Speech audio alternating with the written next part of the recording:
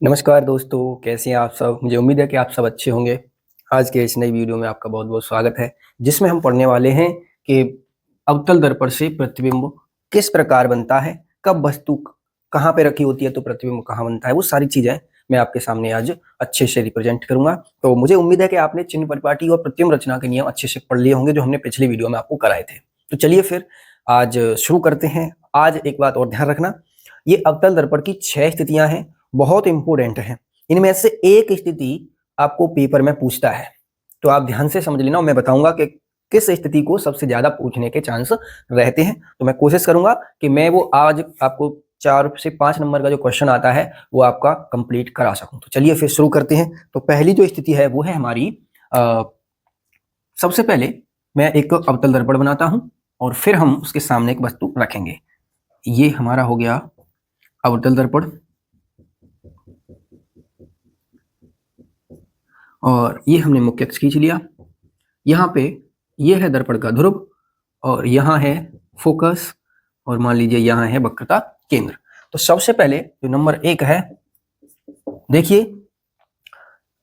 इसको आपको थोड़ा सा ध्यान देना है, बस आपका क्लियर हो जाएगा। 4 से 5 नंबर आज की क्लास से आपके पूरे हो जाएंगे। बस थोड़ा सा ध्यान से देखना और आपको ध्यान देना है कि मैं किस तरीके से ये जो डायग्राम है इनको बना रहा हूँ, क्योंकि अगर आप इनकी प्रैक्टिस नहीं करेंगे, अगर नियमों को नहीं पढ़ेंगे तो ध्यान रखना आप इसको पेपर में प्रॉपरली नहीं बना पाएंगे।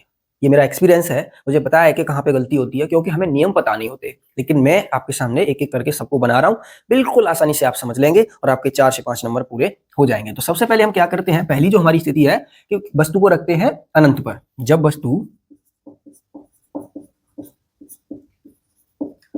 अनंत पर रखी हो, तो देखिए जब वस्तु अनंत पर रखी है तब प्रतिबिंब कहाँ बनेगा, कैसा बनेगा, ये सारी चीजें हमको देखनी है। तो अनंत पर तो देखिए बहुत दूर, अब अनंत का तो हम इसको बिल्कुल इसका सिंपल डायग्राम इस तरीके से बना सकते हैं। हमने क्या किया, एक किरण को मुख्य अक्ष के समांतर आपतित किया और यहाँ पर हम क्या करते हैं, थोड़ा डॉट डॉट डॉट दिखा देते हैं, जिससे कि ये जो किरण है वो अनंत से आ रही है। अब मैंने सबसे पहला नियम जो आपको लिखवाया था वो क्या था कि जो प्रकाश की किरण मुख्य अक्ष के समांतर आपतित होगी वह दर्पण से परावर्तन के पश्चात कहां से जाएगी, फोकस से होके जाएगी। तो इस तरीके से यह किरण चली जाएगी फोकस से होके चली गई।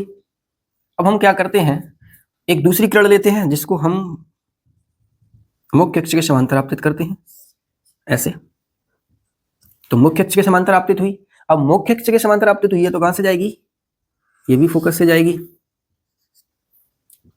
इस तरीके से। तो ये जो दोनों किरणें हैं परावर्तन के पश्चात कहां पे मिल रही हैं, फोकस पे मिल रही हैं। अब आप जानते हैं, मैंने इससे पहले आपको प्रतिबिंब पढ़ा दिया है। प्रतिबिंब क्या होता है, जब 2 या 2 से अधिक प्रकाश किरणें अपवर्तन या परावर्तन के पश्चात जिस बिंदु पर काटती हैं या काटती हुई प्रतीत होती है उस बिंदु को क्या कहते हैं, उस वस्तु का प्रतिबिंब कहते हैं। तो देखिए परावर्तन के पश्चात यहाँ पे ये काट रही है, ये भी काट रही है, तो यहाँ पर क्या होगा, इसका प्रतिबिंब बन जाएगा। और कैसा, देखिए ये किरण वास्तव में काट रही है तो प्रतिबिंब कैसा होगा, वास्तविक होगा।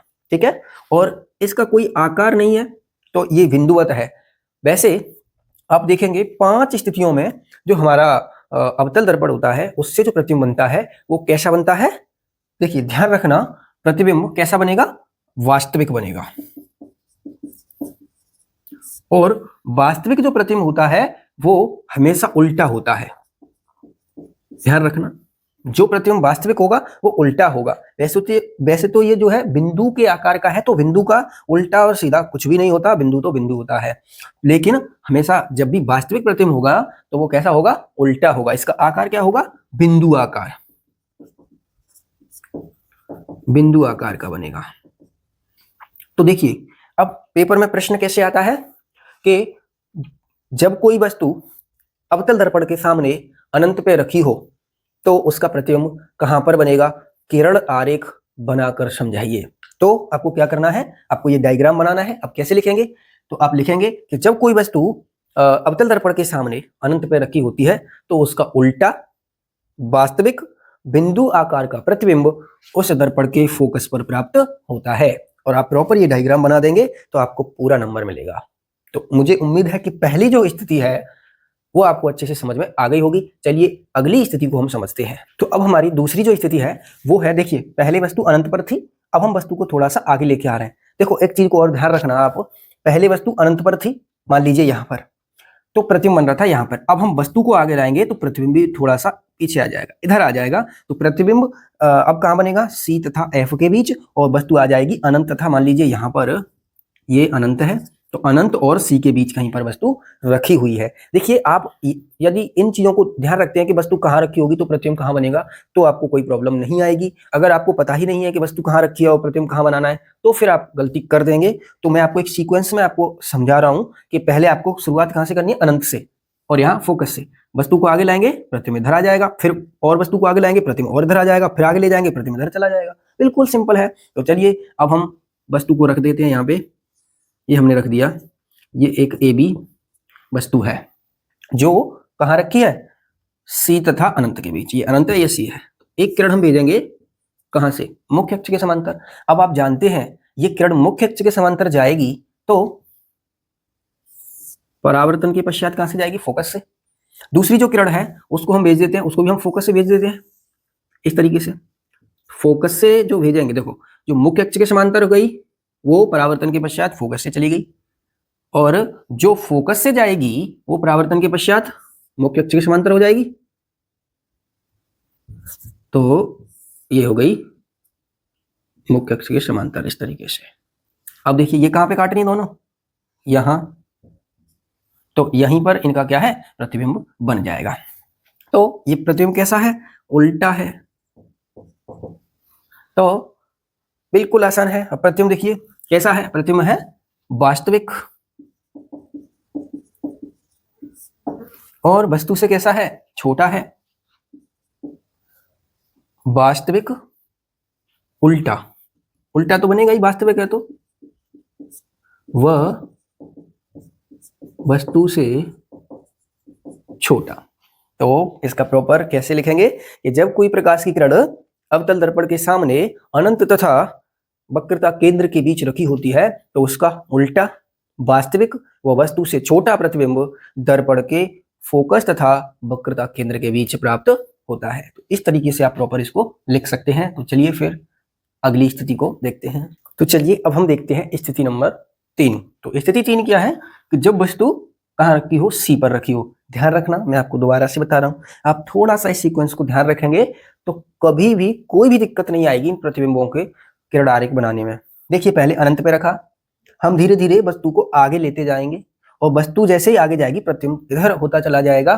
तो अभी देखिए प्रतिबिंब कहाँ बना था, यहाँ पे सी और एफ के बीच वस्तु थी, अनंत तथा सी के बीच। अब हम वस्तु को और आगे ले आए, अब हम वस्तु को लेके आ गए सी पर। तो देखिए अभी यहाँ पर था, अब वस्तु यहाँ पर, यहाँ इस जगह थी, तो हमने वस्तु को यहाँ कर दिया, तो प्रतिबिंब यहाँ से यहाँ आ जाएगा।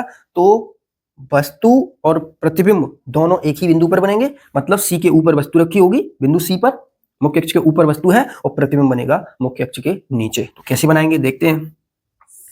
एक किरण को ऐसे मुख्य अक्ष के समांतर भेजा, जो कहां से चली गई, फोकस से चली गई। अब दूसरी किरण को भी हम क्या करेंगे, इसको भी हम भेज देते हैं फोकस से। तो ये थोड़ा इसको छोटा करते हैं, वस्तु को थोड़ा छोटा कर लेंगे तो आराम से बन जाएगा।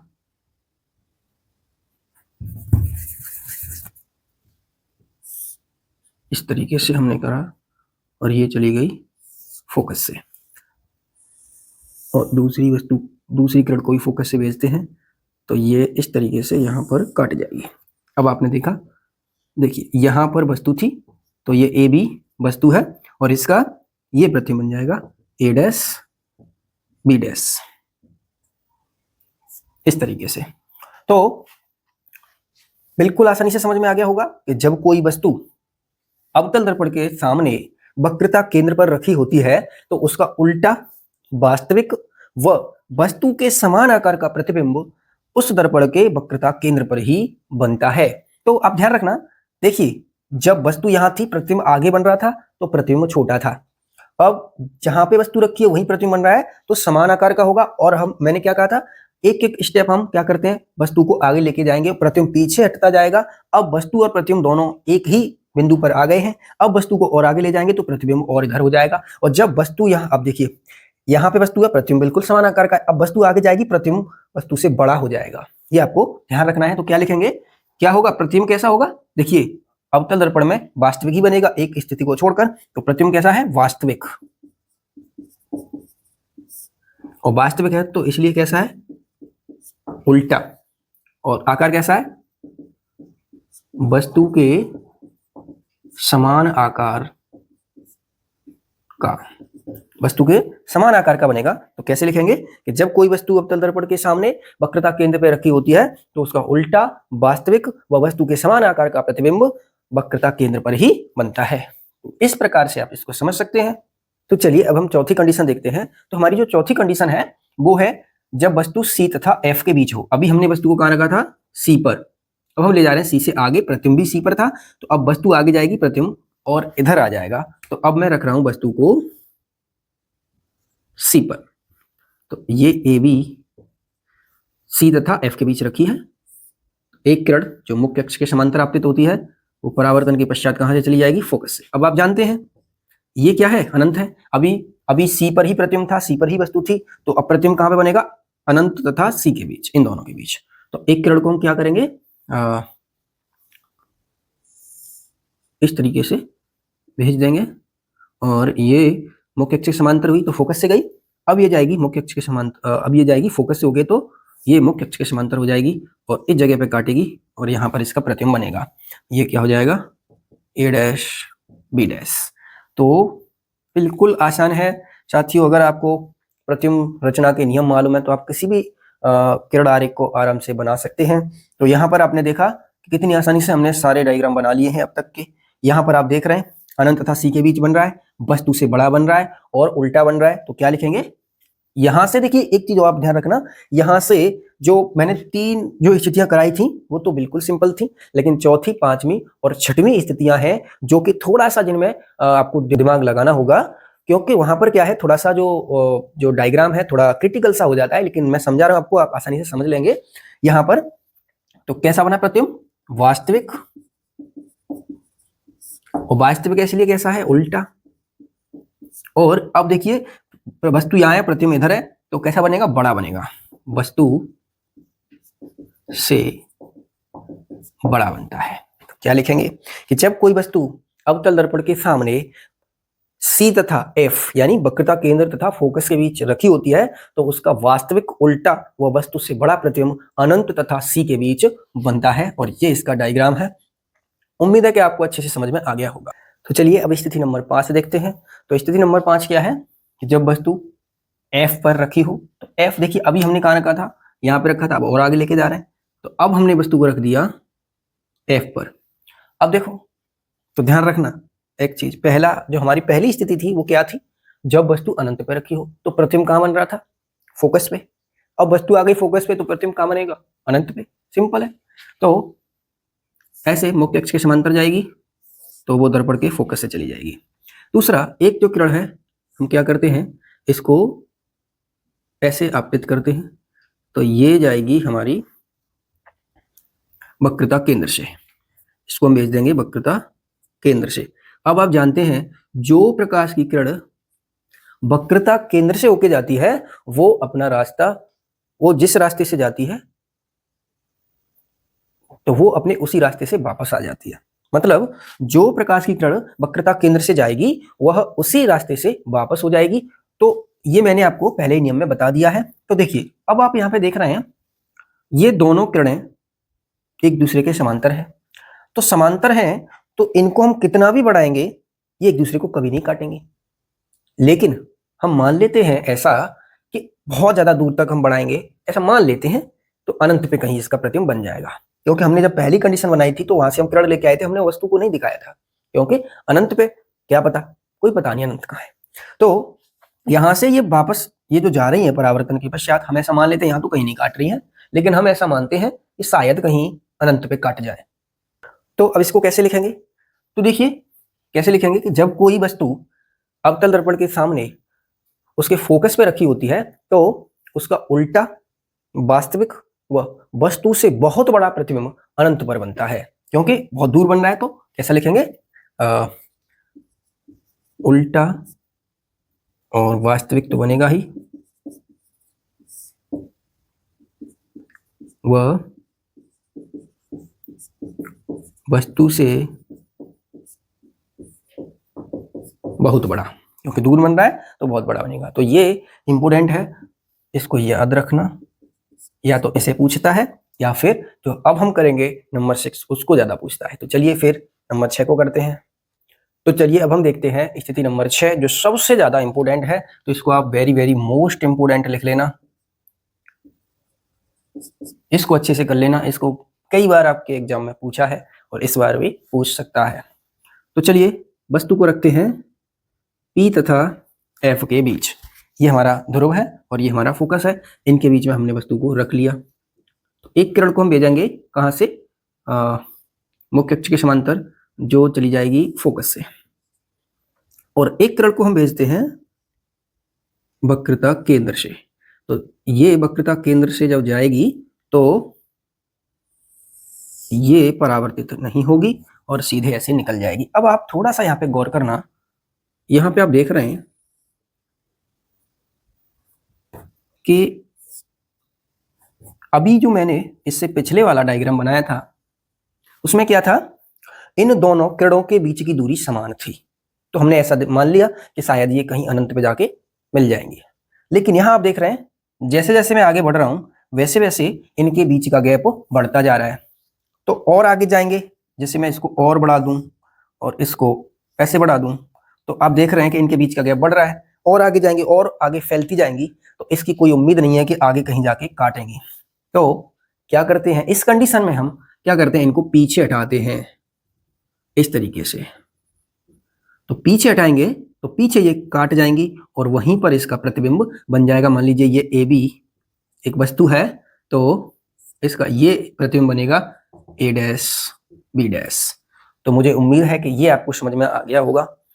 इसमें क्या है, कैसे लिखेंगे कि जब कोई वस्तु अवतल दर्पण के सामने फोकस तथा ध्रुव P के बीच रखी होती है तो उसका कैसा, देखो ये दर्पण के पीछे बन रहा है, डॉट डॉट करके बन रहा है, आप देख रहे हैं यहाँ पे डॉट डॉट लगा हुआ है।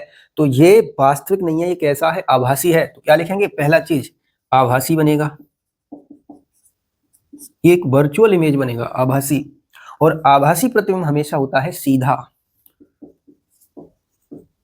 सीधा बनेगा। और वस्तु आप देख रहे हैं इतनी सी प्रतिबिंब बड़ा है तो कैसा बनेगा, वस्तु से बड़ा।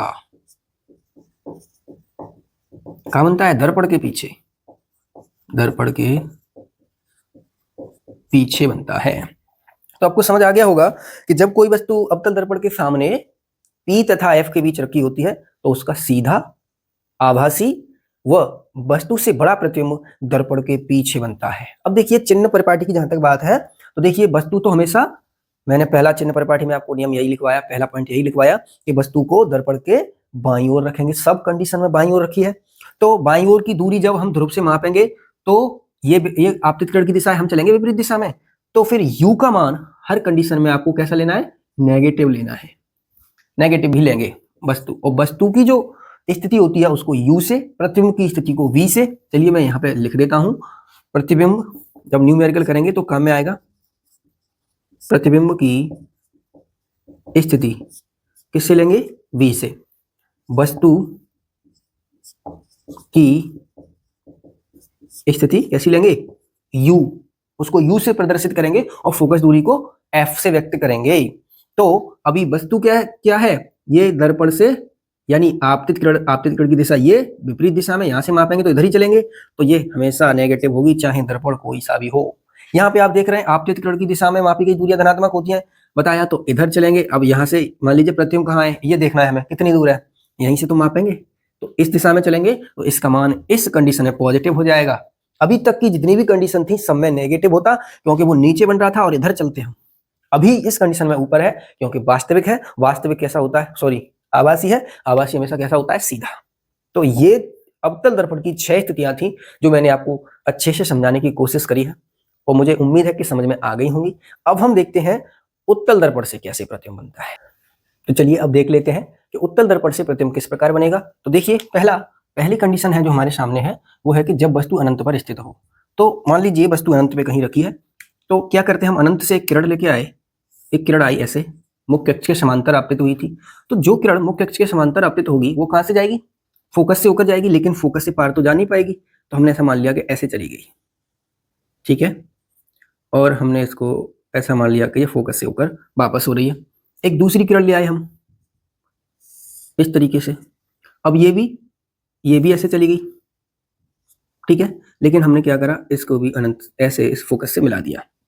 अब आप देखिए यहाँ पे आप देख रहे हैं ये तो फैलती जा रही है, तो हम इसको पीछे हटा देते हैं इस तरीके से, जैसे मैंने यहाँ पे हटाया है। थोड़ा सा इसको मैं सही कर देता हूँ, आप जब घर पे अच्छे से बैठ के करेंगे तो अच्छा चित्र बन जाएगा। ऐसे इस तरीके से, तो यहाँ इस तरीके से, यहाँ पे आप देखो कहाँ पे काट रही है, ये काट रही है फोकस पे, इस प्रकार यहाँ पे फोकस पे इसका प्रतिबिंब बनेगा। देखिए कैसे रखेंगे कि जब कोई वस्तु क्या कहेंगे कि जब कोई वस्तु उत्तल दर्पण के सामने अनंत पर रखी होती है तो उसका आभासी बिंदु आकार का प्रतिबिंब दर्पण के फोकस पर बनता है। इस तरीके से हम इसको लिख सकते हैं। ये कैसा होगा, देखिए डॉट डॉट डॉट करके बन रहा है, तो कैसा है, आभासी है, आभासी। और आभासी हमेशा कैसा होता है, सीधा, आकार कैसा है, बिंदु आकार, बिंदु आकार का बनेगा। तो चलिए एक और स्थिति है इसकी, उसके बाद में ये हमारा समाप्त हो जाएगा। चलिए देखते हैं। तो चलिए अब हम देखते हैं उत्तल दर्पण के सामने जब कोई वस्तु कहां पे रखी हो, अनंत तथा ध्रुव के बीच।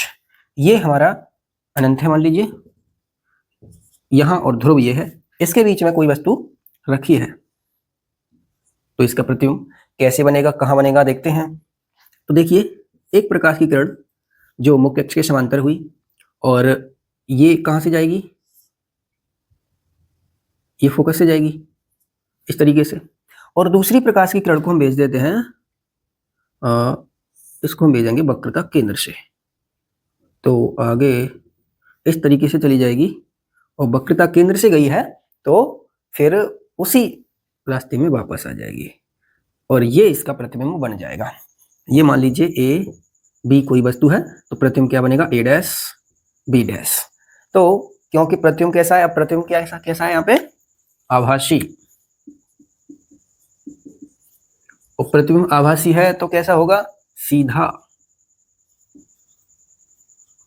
और वस्तु से छोटा, वह